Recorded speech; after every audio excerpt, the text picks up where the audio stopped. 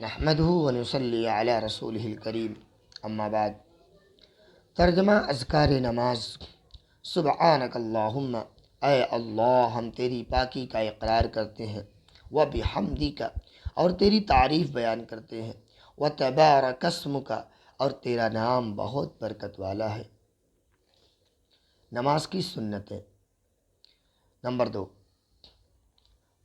یعنی کہ جو دوسرے نمبر پہ بتایا گیا تھا وہ پیروں کی انگلیاں قبلے کی طرف رکھنا اور دونوں پیروں کے درمیان 4 انگل کا فاصلہ رکھنا، یہ مستحب ہے۔ نمبر 3 جو کل بتایا گیا تھا، مقتدی کی تکبیر تحریمہ امام کی تکبیر تحریمہ کے فوراً بعد ہونا۔ کل کی ویڈیو میں ہم نے بتایا تھا کہ اگر کیسے کریں، یعنی اگر امام نے کہا اللہ اکبر، ذرا سا کھینچ کے بولا، تب تک آپ نے کہا اللہ اکبر، فوراً ہاتھ باندھ لیا، تو سمجھ لیجیے اگر آپ نے امام کی تکبیر تحریمہ سے پہلے تکبیر کہہ لی تو آپ کی نماز نہیں ہوگی، اس لیے امام کے بعد ہی تکبیر آپ بولیں گے۔ نمبر 4 یعنی آج کا سبق، تکبیر تحریمہ کہتے وقت دونوں ہاتھ کانوں تک اٹھانا، یہ سنت صرف مردوں کے لیے ہے۔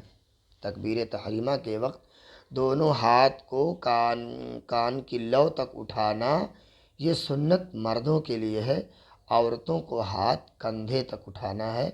ہاتھ کی ہتھیلی جو ہے، اس کے بارے میں آگے انشاءاللہ آئے گا کہ کیسے اٹھانا ہے۔ تکبیر تحریمہ کہتے وقت دونوں ہاتھ کانوں تک اٹھانا، یہ سنت صرف مردوں کے لیے ہے۔ بڑے بڑے گناہ جو بغیر توبہ کے معاف نہیں ہوتے اور جن پر سخت وعید آئی ہے، اور ایک گناہ بھی جہنم میں لے جانے کے لیے کافی ہے، مگر اللہ تعالیٰ جس پر فضل فرمائے۔ پہلے کا سبق تھا طعنہ دینا، یعنی لعن طعن کرنا۔ کل کا سبق تھا کسی کو برے لقب سے پکارنا، جیسے او اندھے، او لنگڑے وغیرہ وغیرہ۔ بدگمانی کرنا یعنی بلا دلیل شرعی صرف حالات و قرائن سے کسی کو برا سمجھنا، کسی کے بارے میں بدگمان ہونا۔ مثال کے طور پر کوئی آدمی فرض نماز پڑھ کے گھر چلا گیا، کیونکہ نماز ہی سے متعلق بات ہو رہی ہے۔ اب ہمیں اور ہمارے دماغ میں یہ بات شروع ہو گئی کہ یہ بندہ تو گیا، سنت گئی اس کی، یہ تو سنت پڑھا نہیں، بھاگ گیا۔ نہیں سوچنا چاہیے۔ کسی کے بارے میں ہمیں غلط سوچ رکھنے سے فائدہ کیا ہے؟ بھئی اگلا جو گیا ہے، ہو سکتا وہ جا کے پڑھ لے، ہو سکتا اس کا گھر کا کچھ اور معمول ہو، گھر پہ جاتا ہو، بچوں کے ساتھ پڑھتا ہو۔ ہم بدگمان ہو کر کیا کر لیں گے؟ ہم نے اگر یہ سوچ لیا کہ اگلا جو ہے فرض نماز پڑھ کے گھر چلا گیا، سنت نہیں پڑھتا ہے، تو اس سے ہم کو فائدہ کیا ہونے والا ہے؟ کوئی فائدہ نہیں ہونے والا ہے۔ اس لیے کسی کے بھی خلاف بدگمانی نہیں کرنی چاہیے۔ اس لیے بدگمانی کر کر ہم کو تو کچھ نہیں ملنے والا ہے۔ مثال کے طور پر ایک آدمی بہت ٹھاٹھ باٹھ سے رہتا ہے، بڑے آرام سے زندگی گزار رہا ہے، اب ہمیں اس کی زندگی میں دخل دینے کی کیا ضرورت ہے کہ بھئی پیسہ کہاں سے آ رہا ہے، اتنا بلڈنگ بن رہی ہے، اتنے مکانات بن رہے ہیں، اتنے گھر بن رہے ہیں، آخر پیسہ کہاں سے آ رہا ہے؟ اس کی جانچ ہمیں کرنے کی کیا ضرورت ہے؟ اگر ہم نے پتہ ہی کر لیا تو اس سے ہم کو تو کوئی فائدہ نہیں ہونے والا ہے۔ بھئی اگلا جس طریقے سے کما رہا ہے، حلال کما رہا ہے تو بڑی اچھی بات ہے، اگر حرام کما رہا ہے تو آپ حرام کما رہا اور لوگ جانتے ہیں، تو بدگمان ہونے سے پھر بھی کچھ نہیں ہونے والا۔ لوگ جانتے ہیں کہ حرام کی کمائی، بس کوئی بات نہیں ہے، عام ہے تو عام ہے۔ ہمیں کسی کے پیچھے پڑھ کر کسی کے خلاف کوئی بات جانکاری لے کر اور اس سے بدگمان ہونا، یہ ہمارے فائدے کی بات نہیں ہے سوائے نقصان کے۔ اس لیے بدگمانی یہ بہت بڑی بیماری ہے جو ہر انسان کے اندر ہے، ہر انسان کے اندر، میرے اندر بھی ہے۔ تو اللہ تعالیٰ ہم سب کو بدگمانی سے بچنے کی توفیق عطا فرمائے۔ میں نے اس لیے کہا میرے اندر ہے، تاکہ ہر انسان اپنے اندر غور و فکر کرے کہ ہاں ہمارے اندر ہے، تو وہ ہم کون سی بدگمانی میں مبتلا ہیں جس سے ہم کو بچنا چاہیے۔ گناہ کے نقصانات جو دنیا میں پیش آتے ہیں، رزق میں کمی ہو جاتی ہے،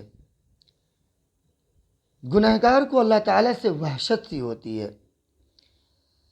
آج کا سبق ہے، گنہگار کو آدمیوں سے بھی وحشت ہونے لگتی ہے، بالخصوص نیک لوگوں سے، کہ ان کے پاس بیٹھ کر دل نہیں لگتا، اور جس قدر وحشت بڑھتی جاتی ہے ان سے دور اور ان کے برکات سے محروم ہو جاتا ہے۔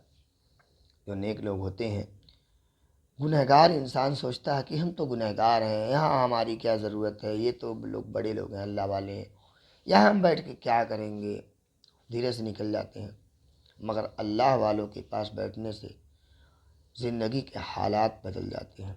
اللہ والے سے بات ہو یا نہ ہو، صرف ان کی مجلس میں بیٹھ جانے سے دلوں کے حالات بدل جاتے ہیں۔ اس لیے گناہ اتنی سخت چیز ہے، اتنی گندی چیز ہے کہ یہ جس کو لگ جاتی ہے پھر وہ اللہ والوں سے اور اللہ کے نیک بندوں سے دور بھاگنے لگتا ہے۔ ظاہر سی بات ہے کہ جب ہم اللہ والوں سے اور اللہ کے بندوں سے دور بھاگیں گے پھر کس کے پاس جائیں گے؟ شیطان ہمیں اپنا کٹ پتلی بنا لے گا، جیسے چاہے گا ہمیں استعمال کرے گا۔ اس لیے گناہوں سے معافی مانگنے کی کوشش کرتے رہنا چاہیے، گناہوں سے معافی مانگتے رہنا چاہیے۔ گناہ ہو جائے معافی مانگ لو، پھر گناہ ہو جائے پھر معافی مانگ لو، پھر گناہ ہو جائے پھر معافی مانگ لو۔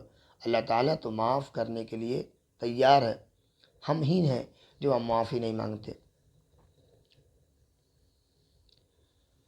طاعت کے فائدے جو دنیا میں ملتے ہیں، طرح طرح کی برکتیں زمین و آسمان سے نازل ہوتی ہیں، طرح طرح کی برکتیں زمین و آسمان سے اللہ تعالیٰ نازل فرماتا رہتا ہے۔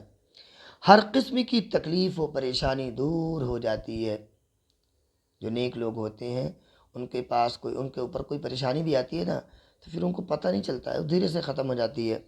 اللہ کے حکم سے، اللہ کے اوپر اعتماد کرنے سے، بھروسہ کرنے سے، اللہ تعالیٰ سے کہہ دینے سے، کوئی پریشانی اللہ تعالیٰ سے بتا دو، یا اللہ یہ پریشانی آ گئی ہے، آپ اس کو دور فرما دیجئے، ہو گئی، دور ہو جائے گی انشاءاللہ۔